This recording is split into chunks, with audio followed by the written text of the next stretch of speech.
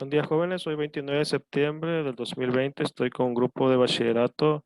Vamos a ver el género lírico hoy en un aniversario más de la Fundación Española de la Vía de San Miguel de Culiacán. Estamos en un aniversario más de nuestro querido Culiacán para que me lo tengan presente. En otros años el gobierno municipal pues implementa el regalar un libro. En estas condiciones pues no podemos hacerlo. Quienes puedan y gusten adelante, pero hoy es aniversario de Culiacán. La Fundación Española, ¿no? Porque antes de la llegada de los españoles ya existían personas en lo que es Culiacán. De hecho, había gente en donde actualmente está Catedral, había personas en Culiacancito también. Y del otro lado del río, donde está Forum, también había un asentamiento indígena, un asentamiento prehispánico. Bueno, entonces, como les comentaba, soy el profesor Caterino Escobar y voy a estar con ustedes en el curso de Literatura 2. Estamos viendo el género lírico. Me gustaría comenzar preguntándole qué opinan ustedes.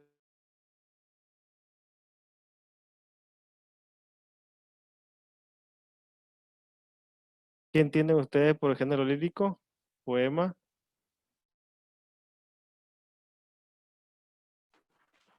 Expresaba sentimientos y emociones. Muy bien, así es. Fíjense bien, hay un movimiento que surge en el siglo XIX y se mantiene todavía vigente, pero ya está en desuso, que es el movimiento del romanticismo. El romanticismo no tiene que ver con el romance, con el amor, bueno, sí tiene que ver con ello, pero no nada más con ello, tiene que ver también con la expresión de los sentimientos. Es decir, el romanticismo tiene que ver con la tristeza, la soledad, el vacío, la desesperanza, con temas de desamor, de amor, de nostalgia, y se expresaba a través de la escritura. Acuérdense que eh, en la realidad lo único que refleja es el espejo, pero la literatura representa la realidad. Por ejemplo, nosotros tomamos un libro, una revista, un periódico, un video, es una representación, no es la realidad, no es una reflexión, no refleja pues. La literatura es una representación de los sentimientos. Y en el caso del romanticismo, es una representación también de diferentes sentimientos, por ejemplo, el amor, el desamor, el odio. El odio, al igual que el amor, son sentimientos que tienen la misma intensidad.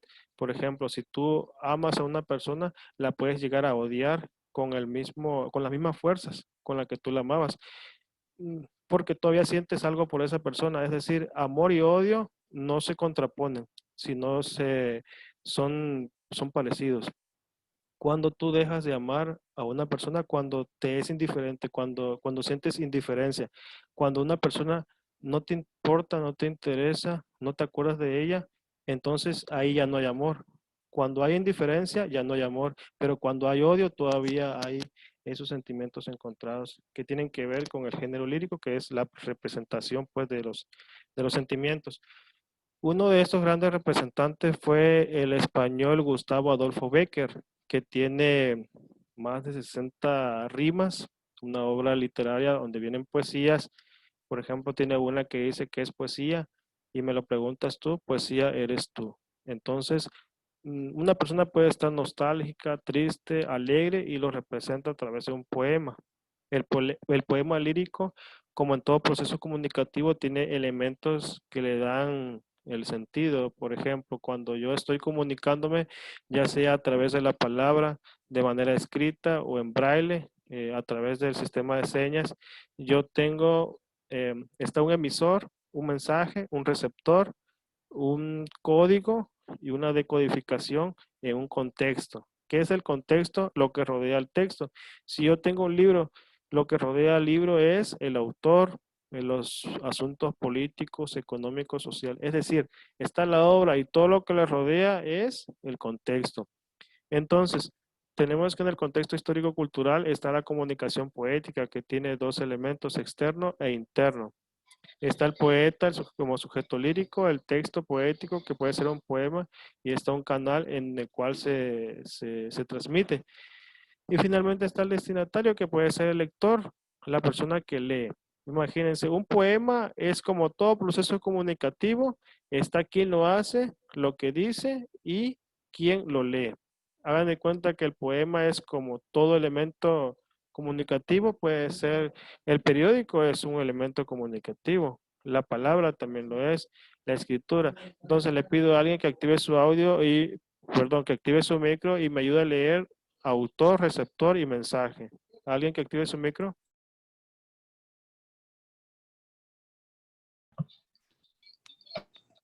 Autor o poeta es el sujeto lírico. Poeta es quien escribe o envía el mensaje. Receptor o destinatario poético es el lector, es quien recibe el mensaje. Mensaje o texto poético es lo que el autor quiere transmitir al receptor. Va más allá de las palabras, implica emociones y situaciones específicas que ha vivido el poeta y con las cuales se identifica el lector. Muy bien. Fíjense bien, las canciones también, gracias Irlanda. Las poesías son cantos y las canciones deberían de ser también poemas. Por ejemplo, tenemos el caso de canciones, por ejemplo, la banda MS tiene muchas canciones, o también Luis Miguel o Enrique Iglesias tenía canciones que se basaban en poemas y hay canciones que no se basan en poemas, que son inspiraciones del autor. Por ejemplo, en el reggaetón las palabras son muy altisonantes, entonces hay canciones que se basan en poemas, pero todos los poemas sí son canciones. Bueno, dice aquí el mensaje, el autor quiere transmitir algo al receptor. ¿Y qué es lo que transmite? Sus emociones. ¿Cuál es el canal y el contexto? A ver, ¿quién me ayuda a leer canal y contexto? Canal es el medio que se utiliza para transmitir el mensaje, la palabra oral o escrita. Contexto es el que está formado por el universo en el cual se engloba toda la obra del autor y las circunstancias que lo rodean. Hay dos diferentes tipos de contextos que no siempre coinciden, el contexto del autor o de producción y el contexto del receptor o destinatario poético. Por eso la interpretación no siempre es fiel a lo que el poeta quiere transmitir. Muy bien, muchas gracias, Edgar. Fíjense bien, el contexto dice que hay dos, el del autor y el del lector. ¿Qué quiere decir eso? A ver, ¿quién me lo explica con sus propias palabras? ¿Qué será eso de contexto del autor y contexto del lector? ¿A qué se refiere?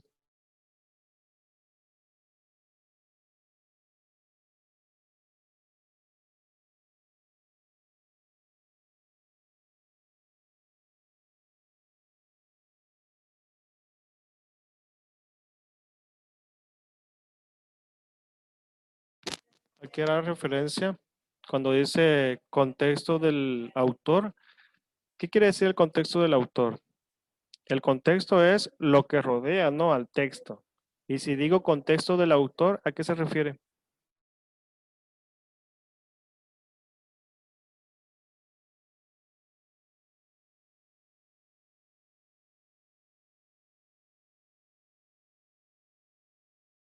A ver, alguien que participe, Roberto, Angie, Raúl,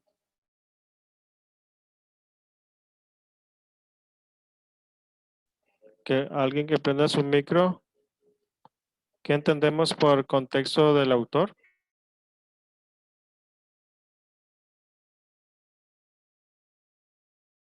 ¿O qué entendemos por contexto? ¿Qué sería contexto?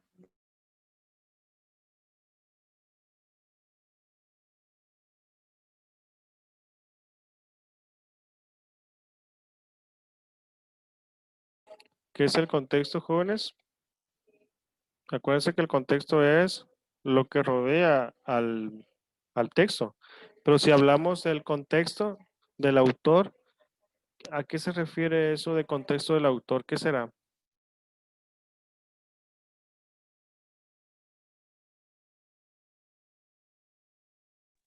Lo Bien, que rodea al autor.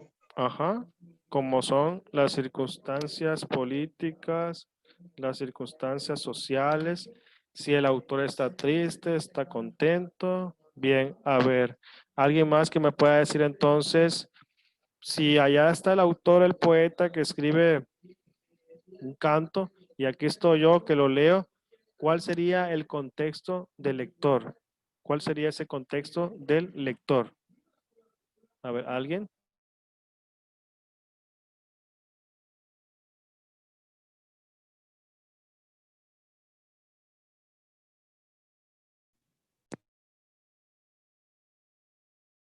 ¿A Irlanda? ¿O alguien que guste participar? ¿Cuál sería el contexto del lector?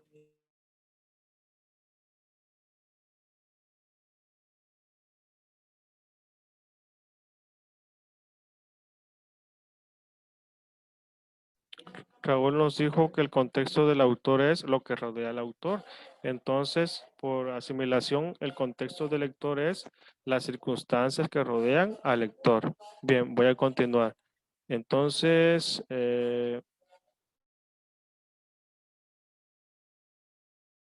vamos a ver forma y fondo del poema.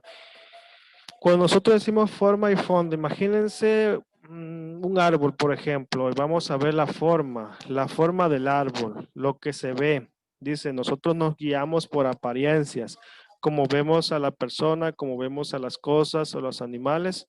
Esa es la idea que nos creamos, que nos representamos en la mente. La forma tiene que ver con esa representación que hacemos de lo exterior. Y el fondo, como su nombre lo dice, el interior de las personas, de las cosas, de las situaciones, el interior, en este caso, de la obra lírica.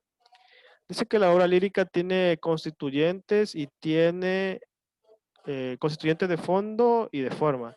Los de fondo, el hablante lírico, temple de ánimo, actitud lírica, motivo lírico, objetivo, lenguaje lírico. El fondo, que es el sentido del poema. Y constituyente de forma, ¿cómo se expresa? Si es un verso, es decir, si es una oración, si es una estrofa, la estrofa puede ser 4 versos, 6 versos, 11 versos, 20 versos, es la estrofa. El verso es el canto, la línea. La estrofa es la colección de versos. Está el ritmo, la rima y el acento. Aquí vamos a ver algunas definiciones. Por ejemplo, la rima. Se denomina rima a la igualdad o repetición total o parcial de una secuencia de sonidos al final del verso a partir de la última vocal acentuada. El acento es uno de los fenómenos más importantes que atañen al ritmo, es la marca que permite destacar un fragmento de discurso o sílaba sobre otro. Vamos a entrar a ver lo que son las figuras literarias. Está el hipérbaton, la anáfora y vienen los ejemplos. El hipérbaton, se altera el orden lógico de las palabras. Ejemplo, de verdes sauces hay una espesura y dice la explicación. Lo lógico sería, hay una espesura de sauces verdes de Garcilaso de la Vega. Anáfora. Fíjense bien, dice aquí repetición de una o de varias palabras al principio de 2 o más versos. Sueña el rico en su riqueza, que más cuidados le ofrece. Sueña el pobre que padece su miseria y su pobreza. Sueña el que a medrar empieza, sueña el que afana y pretende. Epíteto es la exageración de un adjetivo, ¿sí? Dice aquí, por ti la verde hierba, el fresco viento, el blanco lirio y colorada rosa. Si se dan cuenta, lo que está señalado en un color más tenue es como la reafirmación de la cosa. Dice rosa, colorada, blanco, lirio. El epíteto ayuda a acentuar la forma que tiene la cosa. Concatenación es la repetición encadenada de una frase verso a verso. Las palabras que inician un verso repiten las últimas del anterior. Ejemplo. Fíjense bien, dice, las palabras que inician un verso repiten las últimas del anterior. Todo pasa y todo queda, pero lo nuestro es pasar, pasar haciendo caminos, caminos sobre la mar, de Antonio Machado.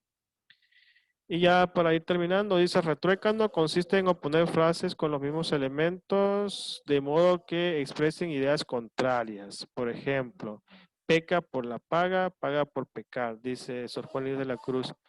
¿Cuál mayor culpa ha tenido en una pasión errada lo que cae de rogada o el que ruega decaído?